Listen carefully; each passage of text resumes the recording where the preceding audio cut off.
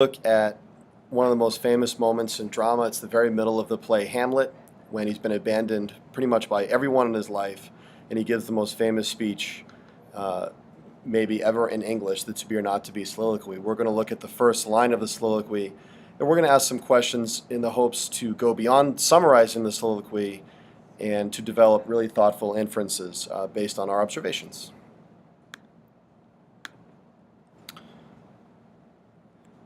First, it's important to remember in all the soliloquies Hamlet gives, the theme of the soliloquies is death, but this soliloquy really stands out. As I said, he feels entirely alone, abandoned by those who love him. He's about to be abandoned by Ophelia forever. And we're going to see just a development of the themes he's already discussed throughout the play. I want to first look at diction. If you're ever stuck looking at a literary text and you're wondering, how do I look at this creatively?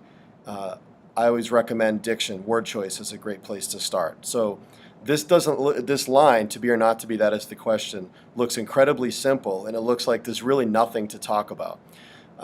What I'd like to mention here is when you look at literature thoughtfully, sometimes what's not there is as important as what's there. So it's just some things I'm noticing as he sets up a sort of binary way of thinking about things, which isn't like him, to be or not to be. That is the question. Most people reading this, and when you hear people talk about Hamlet, they discuss this as Hamlet's contemplating suicide. At least in the first line of the text, there's no mention of Hamlet. He's thinking about this as a philosophical question, not so much as a personal thought process. Interestingly, he says the question. This is the thing he's thinking about. So I might actually focus on the, which doesn't happen a lot when you're writing. And also the fact that maybe the most important word here is question. Hamlet has answers for everyone throughout the play, and here he sets up his most famous speech by talking about what the question is, existence itself.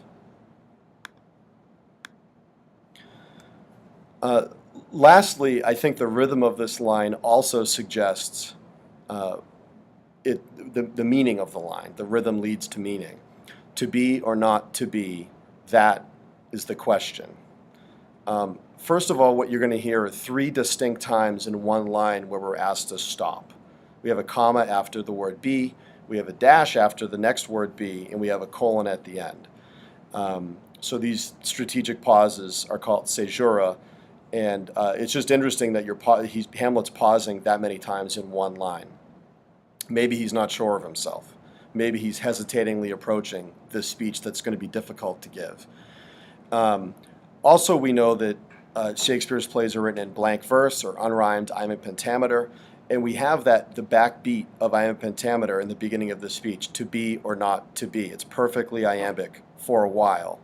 Suddenly we have the word that, sort of starkly existing by itself, rhythmically that.